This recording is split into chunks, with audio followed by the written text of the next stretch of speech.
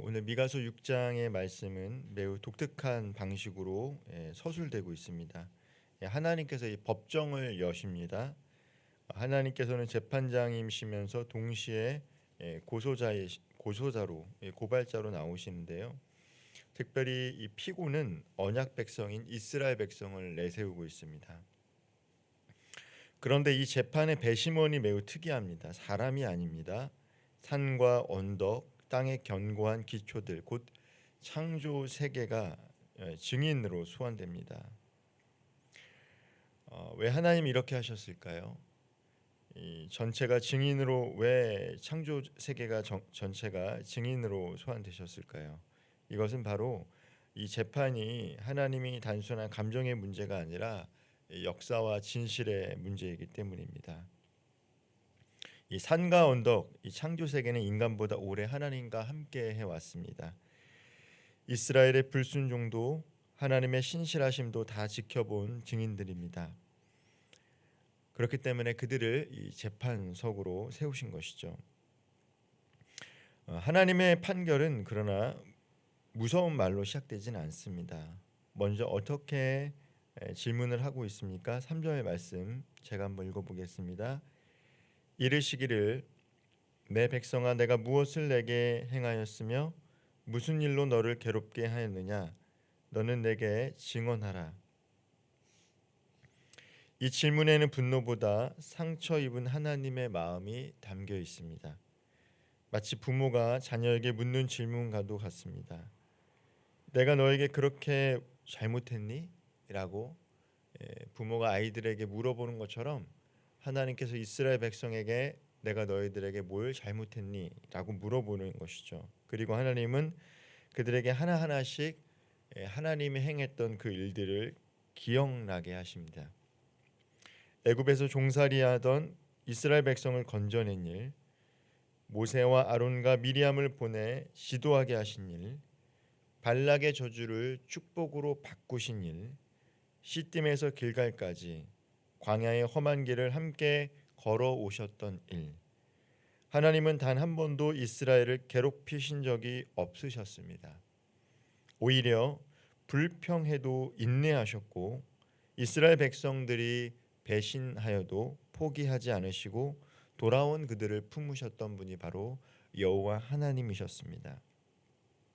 그렇다면 문제는 무엇입니까? 문제는 이스라엘 백성들이 이 하나님의 은혜를 기억하지 못했다라는 것이죠. 은혜를 잊어버리는 순간 우리의 신앙은 왜곡될 수밖에 없는 것이죠. 하나님의 변론을 들은 백성들은 깊은 고민에 빠집니다. 하나님께서 기억하라, 하나님께서 너희들과 함께했던 그 은혜를 기억하라라고 얘기를 하니까 오늘 이스라엘 백성들이 깊은 고민에 빠지면서 무엇을 해야 될까 이렇게 말하는 장면이 기록이 되어 있는데 오늘 본문 6절 말씀입니다. 내가 무엇을 가지고 여호와 앞에 나아가며 높으신 하나님께 경배할까? 내가 번제물로 된 1년 된 송아지를 가지고 그 앞에 나아갈까? 매우 경건해 보이죠. 내가 어떻게 하면 하나님을 기쁘시게 할까라고 하는 매우 경건한 질문 같지만 7절을 보면 인신제사를 드려서 하나님을 기쁘게 할까? 당시 이스라엘 백성들이 하나님이 기뻐하는 게 무엇인지 몰랐다라는 거예요. 인신제사를 지내면 하나님이 기뻐할까? 인신제사는 누가 지냈습니까? 이방의 왕들이 지냈어요. 이방인들이 지냈던 제사의 풍습이 인신제사였습니다. 그러면 그들이 행했던 인신제사를 지내면 하나님 기뻐하실까? 그만큼 시대가 타락해서 하나님이 기뻐하시는 것이 무엇인지 알지 못했다라는 것입니다. 이 질문은 경건해 보이지만요, 사실은 신앙의 큰 오해를 또한 담고 있어요. 백성들은 하나님을 달래야 할 그 대상으로 보고 있다라는 거예요. 이방 민족들처럼 그 신을 달래서 그들이 원하는 것을 취하는 그런 모습을 이스라엘 백성들도 갖고 있었다라는 것이죠. 재물의 크기를 키워요. 오늘 성경에 기록된 것처럼 번제물 가운데 순양 수천 마리, 수만의 기름, 마침내는 맏아들까지 바치겠다고 말합니다. 그런데 이 모습이 사실은 낯설지가 않다라는 거예요. 우리도 종종 이렇게 신앙생활을 해요. 문제가 생기면요, 기도의 횟수를 늘리고요, 형편이 어려워지면 헌신을 조건처럼 내세우고 내가 이렇게 하면 하나님께서 들어주실 거야 라고 생각할 때가 있습니다. 물론 그것은 틀리지 않습니다. 하나님 우리의 헌신을 보시고 우리가 결단하는 것 원하시죠. 그런데 하나님에 대한 바른 이해 없이, 하나님에 대한 사랑하는 마음 없이 이렇게 나의 열심으로 그분의 마음을 바꿀 수 있다라고 생각하는 것이 문제라는 것이에요. 그러나 하나님은 분명히 말씀하고 계십니다. 그것이 내가 원하는 것이 아니다라는 거예요. 하나님은 우리의 헌신이 필요 없어서가 아니라 헌신보다 먼저 삶의 방향을 보시기 때문입니다. 하나님은 예배의 열심보다 예배 이후의 삶을 더 중요하게 여기세요. 우리가 얼마나 예배를 열심히 드리는 것도 중요합니다. 그러나 열심히 예배를 드림에도 불구하고 삶의 모습과 방향이 바뀌지 않으면 하나님은 그 예배를 전혀 기뻐하지 않으십니다. 그래서 미가 선지자가 어떻게 구하라고 이야기하고 있습니까? 8절 말씀을 함께 읽어보겠습니다.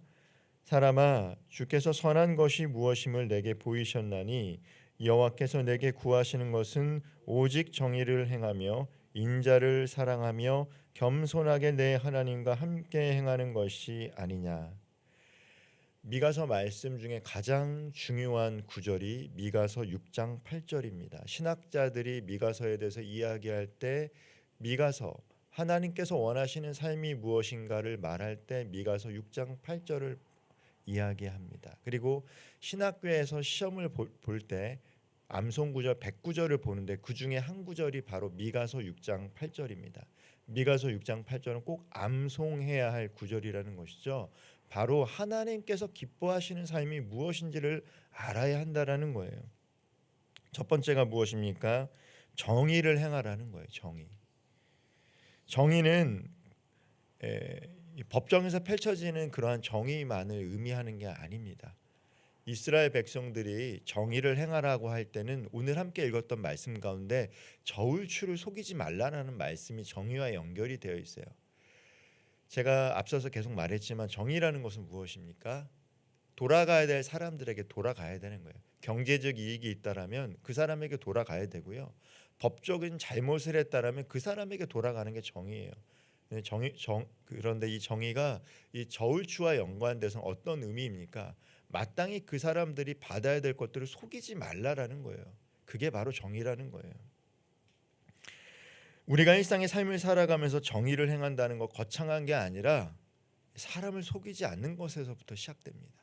사람을 간교하게 속여서 그 사람이 마땅히 받아야 할 것들을 받지 못하게 하거나 그 사람이 마땅히 받아야 될 벌들을 받지 못하게 하는 것, 그것도 정의라는 거예요. 정의는 약자를 향한 태도예요. 불리할 때 속이지 않는 것, 손해를 보더라도 정직을 선택하는 것이 우리가 행할 수 있는 정의입니다. 내가 이것을 선택하면 사람들에게 미움받고 손해받을 것이 뻔한데도 그것을 선택하는 것, 그것이 바로 정의라는 거예요. 두 번째가 무엇입니까? 인자를 사랑하며라고 합니다. 인자는 여기서 말하는 것은 하나님이 될 수도 있고요, 사람이 될 수도 있어요. 그런데 그 기본은 헤세드입니다. 감정에 따라 하나님과 사람을 사랑하지 말라라는 거예요. 헤세드라는 것은 끝까지 책임지는 사랑이에요. 사람들이 누군가를 좋아하지만 그것은 자기가 좋아하는 거죠. 감정에 따라. 그런데 하나님이 원하시는 정의와 인자를 사랑하면 무엇이냐? 감정에 기반된 것이 아니에요. 책임지는 사랑을 얘기합니다. 그리고 사랑이라는 것은요, 느껴지는 감정이 아니라 결단이에요. 결단. 성경에서 말하는 사랑이라는 것은 그냥 내가 감정적으로 하는 것을 의미하지 않습니다. 결단을 포함하고 있어요. 나와 상관없는 사람처럼 보이는 이웃을 외면하지 않는 용기도 헤세드적인 사랑입니다. 하나님 예배당 안의 경건함과 삶의 현장의 냉혹함이 분리된 신앙을 기뻐하지 않으세요. 우리끼리 예배드리고 우리끼리 기뻐하는 것 전혀 기뻐하지 않으십니다. 사람들이 먹지 못하고 소외되고 배척당하는데 그들을 돌볼 생각하지 않고 그들을 생각하지 않는 예배 하나님이 기뻐하지 않으세요. 하나님께서 이스라엘 백성들이 제사를 안 지냈던 게 아니에요. 예배를 안 드렸던 게 아니에요. 수만의 양과 수천 마리로 제사를 지냈지만 그 예배 안 받으셨어요. 왜요? 인자를 향한 사랑이 없었기 때문입니다. 세 번째로 겸손히 하나님과 동행하라고 이야기합니다.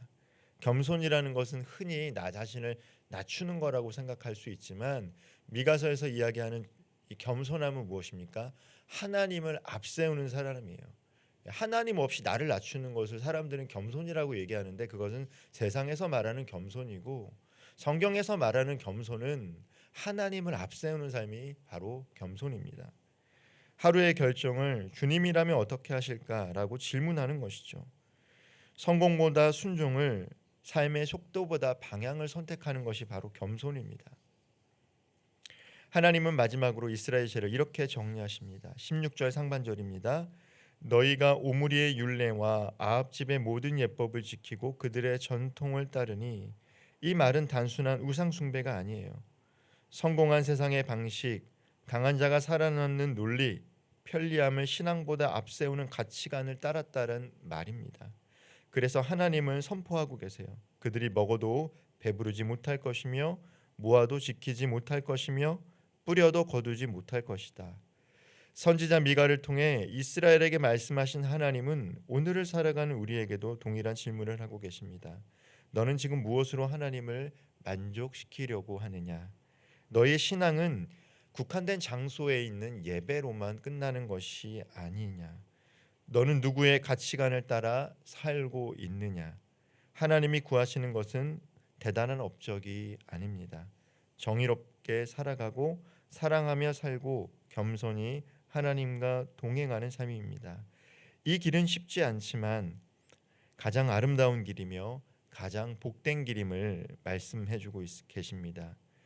오늘 하루 재물이 아니라 삶으로, 말이 아니라 선택으로, 형식이 아니라 동행으로 하나님 앞에 귀하게 서 있는 저와 우리 모든 성도님들 되기를 주님의 이름으로 축원드립니다. 기도하겠습니다. 사랑의 하나님, 우리가 드리는 예배가 형식에 머물지 않고 삶의 자리에서 열매로 이어지게 하옵소서. 정의를 행하고 인자를 사랑하며 겸손히 주님과 동행하는 길을 걷길 원합니다. 신앙을 거래로 여기지 않고 주님의 은혜를 기억하며 살아가게 하시고 세상의 성공과 가치가 아니라 하나님의 뜻과 방법을 따르는 복된 삶을 선택하고 살아가게 하옵소서. 하루하루의 결정 속에서 주님이라면 어떻게 하실까 묻게 하사 오늘 우리의 예배가 삶으로 이어지는 참된 순종이 되게 하여 주옵소서. 예수님의 이름으로 기도합니다. 아멘.